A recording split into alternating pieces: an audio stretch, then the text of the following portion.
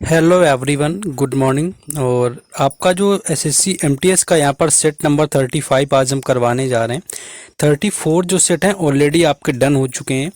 2 से 3 क्लासेस आपकी और बची हुई हैं और ये जैसे ही कंप्लीट होती हैं तो आपका 2023 यानी कि 2023 के सारे जो पीवाईक्यू हैं एसएससी एमटीएस के पूछे गए वो समाप्त हो जाएंगे। इसके बाद हम क्या करेंगे, जो 2022 के पीवाईक्यू होंगे इससे पिछले साल के, उनकी शुरुआत यहाँ पर करने वाले हैं। तो चलिए बिना टाइम वेस्ट किए शुरुआत करेंगे कौन कौन से क्वेश्चन आपके आज यहाँ पर लाए हुए हैं। पहला यहाँ पर क्वेश्चन हमारा आ चुका है, what is a major trend in a micro finance sector in India. यानी कि यहाँ पर मेजर ट्रेंड जो है आपसे यहाँ पर पूछा, यानी कि सूक्ष्म वित्त क्षेत्र का एक प्रमुख प्रवृत्ति यहाँ पर पूछी है कौन सी है। तो यहाँ पर ऑप्शन देखेंगे तो सेकंड ऑप्शन जो दिया हुआ है, मोबाइल बैंकिंग सेवाओं का समाकलन यानी integration of mobile banking services आपका राइट आंसर हो जाएगा। ये क्या है कि एक मेजर ट्रेंड है आपका माइक्रो फाइनेंस सेक्टर के अंदर। इसके अकॉर्डिंग क्या है कि माइक्रो फाइनेंस सेक्टर की अगर मैं फ्यूचर की बात करूं तो इसका जो फ्यूचर है वो भी है यहाँ पर कि डिजिटल पेमेंट वगैरह को बढ़ावा देना। तो ये सारे आपके किस में आते हैं, माइक्रो फाइनेंस सेक्टर में। और इसकी जो मेजर ट्रेंड आपसे पूछा गया है वो क्या है, मोबाइल बैंकिंग सेवाओं का समाकलन करना।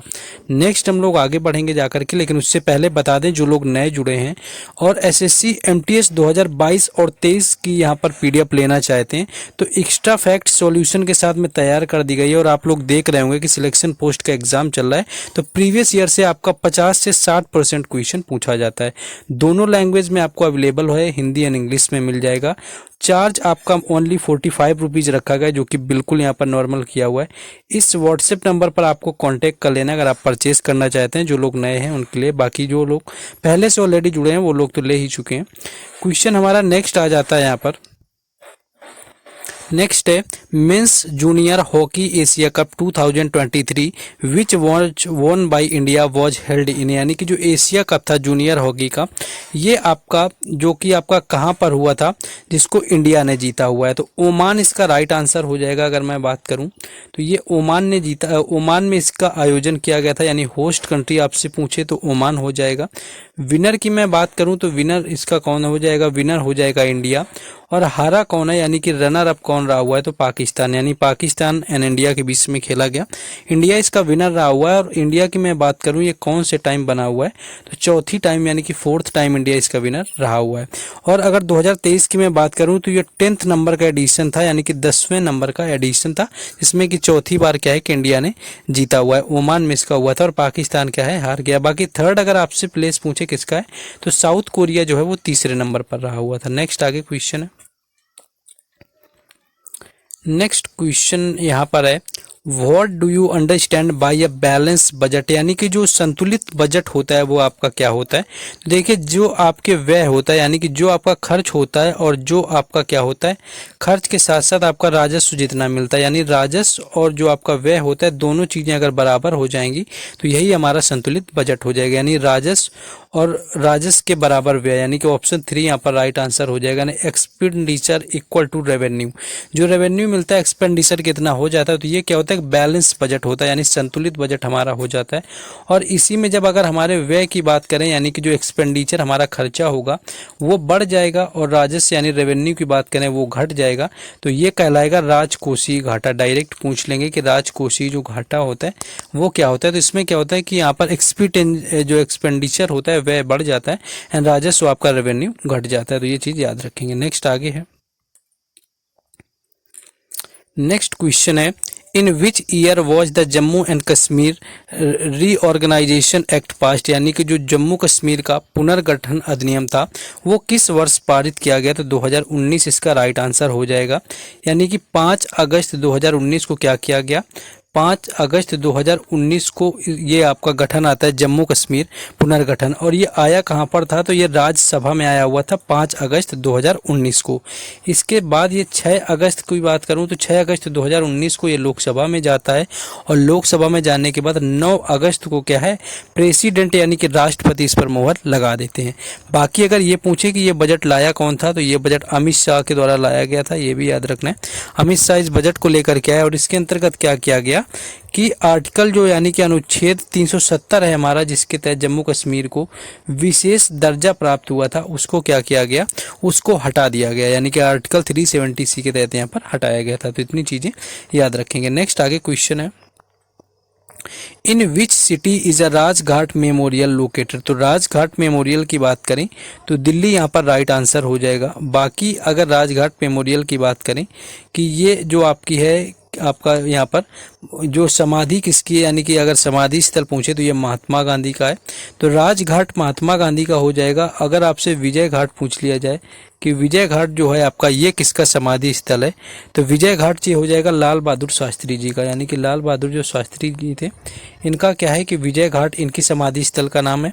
इसके साथ साथ अगर वीर भूमि पूछ ले आपसे, वीर भूमि की मैं बात करूं तो वीर भूमि जो समाधि स्थल है ये राजीव गांधी का है।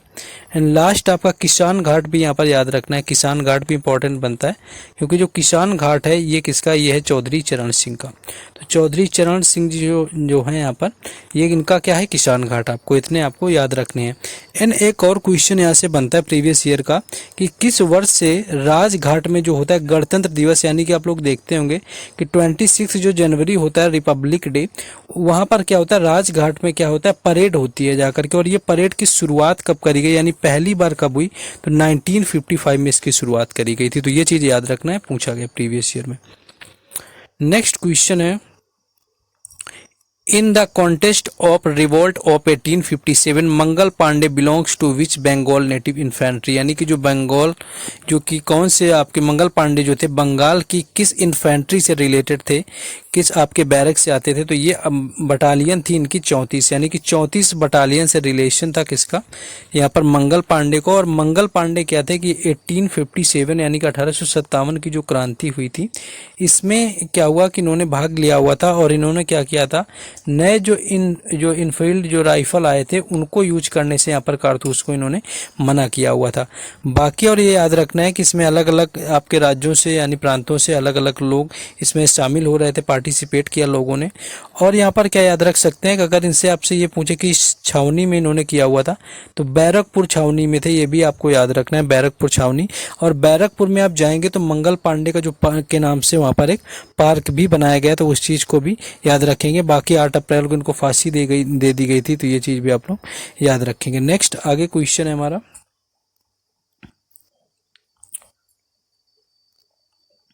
नेक्स्ट क्वेश्चन है राजगीर महोत्सव is a beautiful representation of history religion art and culture. It is the 3 days festival celebrated in which state, यानी कि जो राजगीर महोत्सव होता है वो किस राज्य में मनाते हैं। तो देखिए राजगीर का आपने अगर नाम ऑलरेडी पहले भी सुन रखा होगा तो सभी को पता होगा कि राजगीर कहाँ पर आता है, तो बिहार में आता है। राजगीर से आपका बिहार हो जाएगा। ये याद रखना है कि 3 day सेलिब्रेशन यानी कि 3 दिनों तक इसको मनाया जाता है। एंड फर्स्ट टाइम कब मनाया गया था अगर आपसे पूछे तो 1986 में क्या है कि पहली बार इसका आयोजन किया गया था 1986 के अंदर। ये चीज़ यहाँ पर याद रखनी है। 1986 में पहली बार आयोजन हुआ और 96 में आपको याद रखना है, पहली बार ये पूछ लेते हैं कभी कभी स्टैटिक में। एंड कुछ यूनेस्को आप याद रख सकते हैं धरोहर, जैसे कि यहाँ पर क्या है बोध गया आपको याद रखना है जो कि बिहार का है, और बिहार का जो बोध गया है उसको 2002 के अंदर यूनेस्को में शामिल किया गया।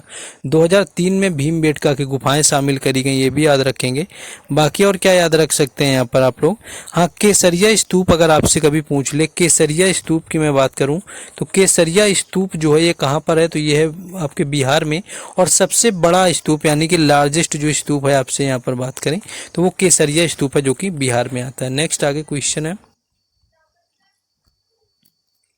नेक्स्ट क्वेश्चन है Vinesh Phogat become the first Indian female wrestler to win how many medals in a world championship, यानी कि जो वर्ल्ड चैंपियनशिप थी उसमें विनेश फोगट ने कितने मेडल जीते और जीतने वाली पहली भारतीय महिला बन गई।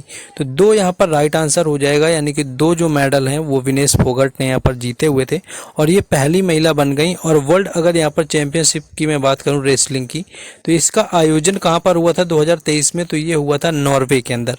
और नॉर्वे की जो कैपिटल यानी कि राजधानी होती है वो ओस्लो होती है, तो नॉर्वे में हुआ था 2023 वाला। विनेश फोगट ने 2 मेडल जीते हुए थे जो कि यहाँ पर पूछा गया। आपका 2021 में इसका आयोजन हुआ था, ये याद रखना है। और एक चीज़ याद रखना है कि अंशु मलिक ने क्या जीता हुआ था, यहाँ पर रजत पदक जीता हुआ था। तो और अंशु मलिक से आप लोग ये याद रखेंगे कि अंशु मलिक जो थी वो रजत पदक जीतने वाली किसी जो वर्ल्ड लेवल जहाँ पर रेसलिंग चैंपियनशिप थी तो इनके नाम भी रिकॉर्ड हुआ था पहली भारतीय महिला होने के, तो इसके अंदर रजत पदक अंशु मलिक ने जीता हुआ था। बाकी इनके तो ब्रॉन्ज थे विनेश फोगट के। नेक्स्ट क्वेश्चन है आपका, in which state of India is the famous coal mining area Korba located, यानी कि जो कोरबा है आपकी खान क्षेत्र, ये किस राज्य में है? तो यहाँ पर छत्तीसगढ़ राइट आंसर हो जाएगा, यानी कि कोरबा जो है वो छत्तीसगढ़ में है। और ये आपकी फेमस किसके लिए? तो ये कोयला के लिए फेमस है, ये चीज़ याद रखेंगे। और इसके साथ साथ आपसे ये पूछे कि हीरे की जो खान है वो कहाँ पर पाई जाती है? तो हीरे की खान पन्ना मध्य प्रदेश में पाई जाती है, इसको भी याद रखेंगे, पन्ना मध्य प्रदेश में पाई जाती है। तांबे की मैं बात करूं तो तांबे जो है वो खेतड़ी राजस्थान के अंदर पूछ लेते हैं, खेतड़ी कहाँ पर है? तो खेतड़ी राजस्थान तांबे के लिए फेमस है। एंड केजीएफ की मैं बात करूं, कोलार गोल्ड फील्ड, तो ये कर्नाटक में आ जाती है और ये सोने की खान है, ये चीज़ भी याद रखना है। नेक्स्ट आगे है, in which year of the following states monsoon arrives first, यानी कि सबसे पहले जो मानसून होता है वो इनमें से जो दिए गए सारे स्टेट, इनमें से सबसे पहले किस में आता है? तो ये सबसे पहले केरल में आता है, आपका जो मानसून होता है वो केरल में आता है जाकर के। एंड केरल के साथ एक स्टेट आपको कर्नाटक भी याद रखना है कि केरल और कर्नाटक से ही प्रवेश करता है। और जो मैंगो शावर, अगर आपसे पूछे कि जो आम्र वर्षा होती है जिसको मैंगो शावर बोलते हैं, ये किन राज्यों में होती है? तो ये कर्नाटक में भी होती है और केरल में भी होती है। और सबसे ज़्यादा जो बारिश कराने वाला मानसून होता है वो होता है दक्षिणी पश्चिमी, यानी कि जो साउथ वेस्ट मानसून होता है उससे सबसे ज़्यादा बारिश होती है। ये क्वेश्चन भी पूछ लेते हैं। नेक्स्ट आगे क्वेश्चन देखिए, हर अपडेट वगैरह हम टेलीग्राम चैनल और व्हाट्सएप ग्रुप दोनों पर आपको प्रोवाइड कराते हैं, दोनों के लिंक डिस्क्रिप्शन में दिए गए हैं, तो वहां पर जा कर के आप लोगों को क्या करना है, ज्वाइन कर लेना है। एंड बाकी जो आपको लाइक शेयर और जो यहाँ पर मैं बात करूँ, लाइक हो गया, आपको शेयर हो गया एंड सब्सक्राइब हो गया, ये सारी क्वालिटी आपको अपने हिसाब से देख लेने कि आपको क्या करना है, लाइक करना है या नहीं करना है, शेयर करेंगे या नहीं करेंगे, आप लोग देख सकते हैं। बाकी सब्सक्राइब वगैरह, बाकी एमटीएस का मैं कोशिश करूँगा कि आपको बेहतर से बेहतर कॉन्टेंट यहाँ पर मैं प्रोवाइड कराऊं, क्योंकि वही आपका अपकमिंग एग्जाम है जिसके लिए थोड़ा टाइम मिला हुआ है, तो आप लोग देख लेंगे। चलिए क्वेश्चन में आता है, waiting for a visa is a title of which autobiography, यानी कि waiting for a visa most repeated book है, कई बार पूछी गई है, भीमराव अंबेडकर इसका राइट आंसर हो जाएगा। यानी कि इनकी आत्मकथा की बायोग्राफी की मैं बात करूं तो क्या हो जाएगी आपकी, waiting for a visa.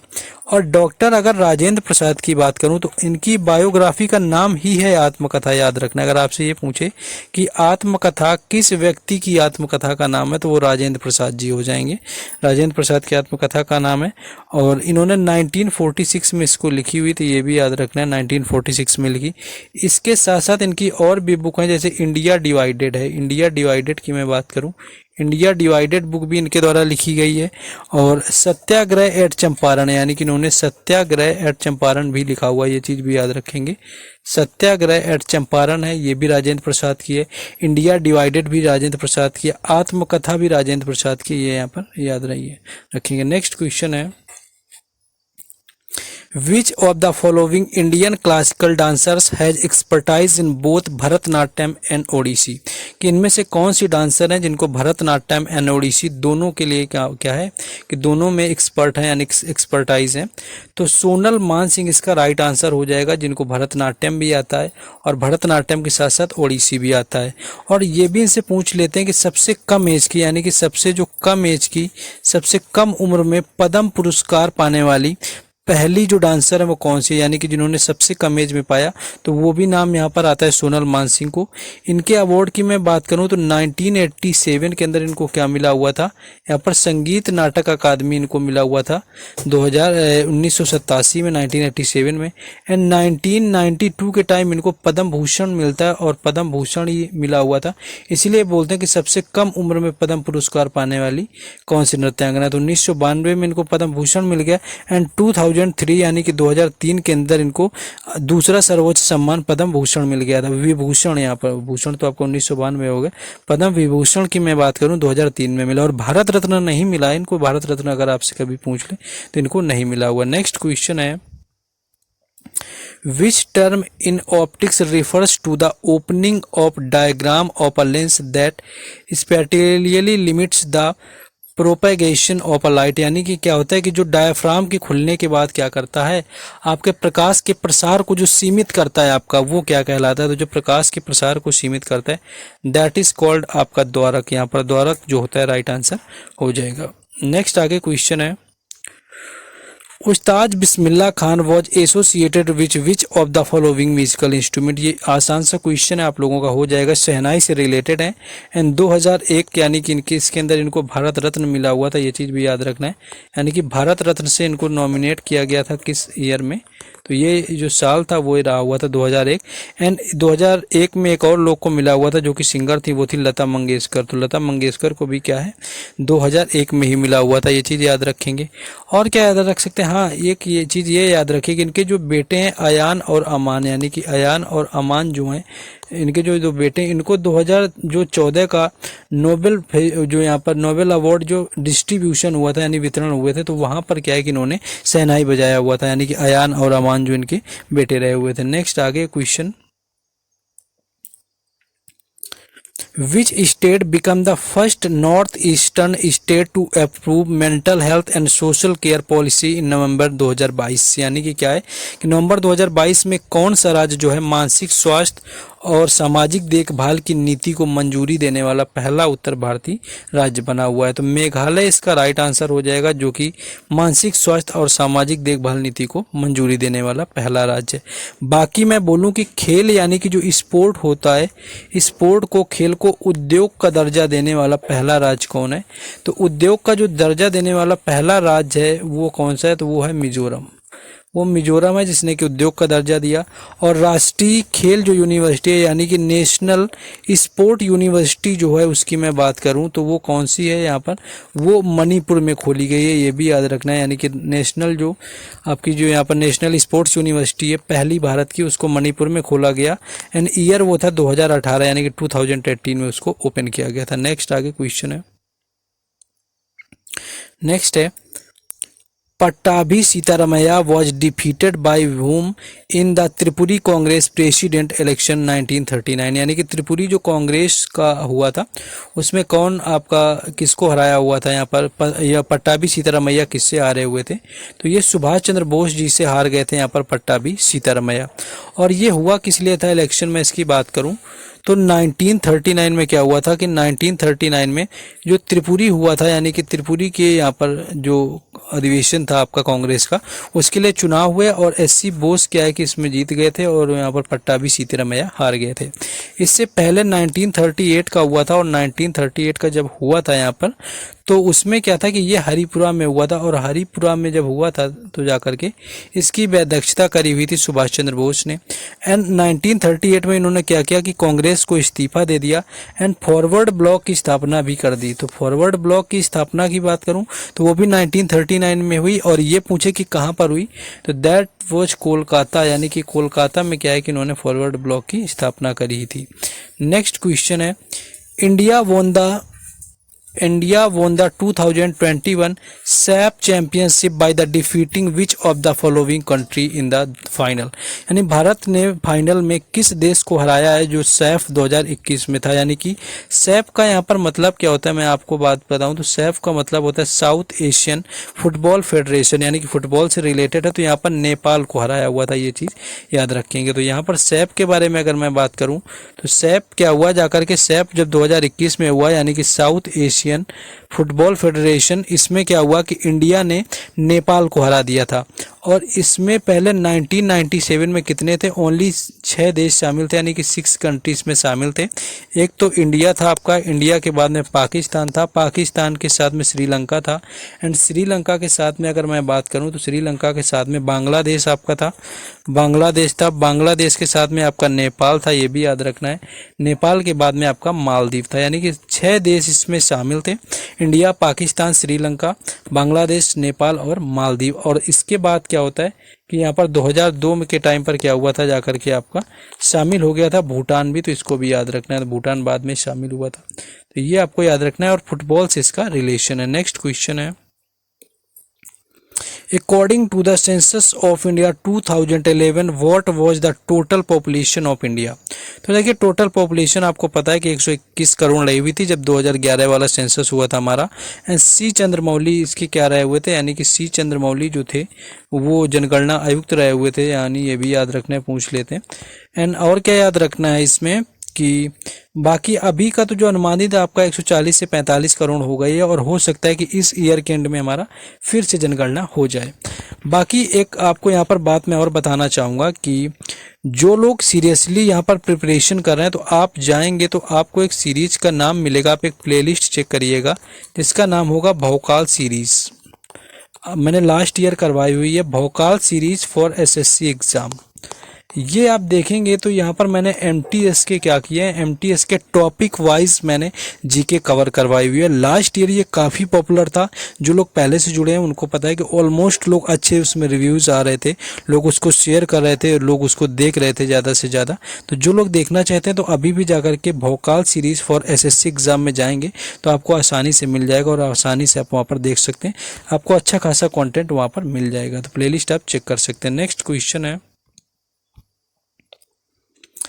Question है Nirmala Panikkar received Sangeet Natak Akademi award in 2019 for her contribution to the which dance genre has been awarded. यानी कि जो निर्मला पानीकर हैं इनको संगीत नाटक जो अकादमी पुरस्कार है 2019 वाला मिला हुआ था, तो ये किस डांस से रिलेटेड है? तो इनकी अगर मैं बात करूं यहाँ पर तो मोहिनी अट्टम राइट आंसर हो जाएगा। और मोहिनी अट्टम से और भी कुछ आपको नाम याद रखने हैं। मोहिनी अट्टम से आपको कनक रेले याद रखना है, जो कि आपसे इनकी मृत्यु हो चुकी है तो पूछा भी जाता है। कनक रेले हो गए, कल्याणी कुटी अम्मा हो गई, तो ये आपको याद रखना है इनसे।